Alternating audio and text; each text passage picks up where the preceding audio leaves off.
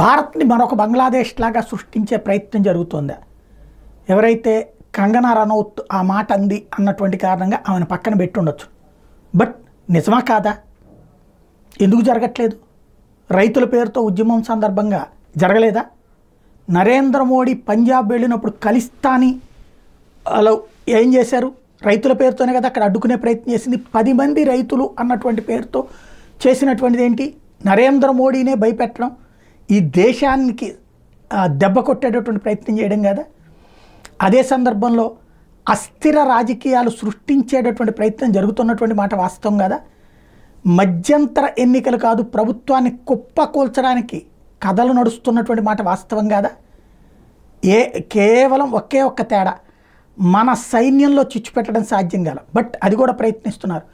ఇప్పటికే ముస్లిం సైన్యాన్ని రెచ్చగొడుతున్నారు, సైన్యంలో ఉన్నటువంటి ముస్లింలను రెచ్చగొడుతున్నారు, సైన్యంలో ఉన్నటువంటి ఈశాన్య రాష్ట్రాల వాళ్ళని రెచ్చగొడుతున్నారు, సైన్యంలో ఉన్న నేపాలీలు రెచ్చగొడుతున్నారు, సైన్యంలో ఉన్నటువంటి భూటాన్ వాళ్ళని రెచ్చగొడుతున్నారు, సైన్యంలో ఉన్నటువంటి ఎవరైతే ఇప్పుడు హిందువుల్ని కులాల వారీగా విడగొట్టే ప్రయత్నం చేస్తున్నారు. కాబట్టి సైన్యంగా ఉంటుంది, స్ట్రాంగ్గా ఉంటుంది, దేన్నైనా ఎదిరించగలిగి ఉంటుంది.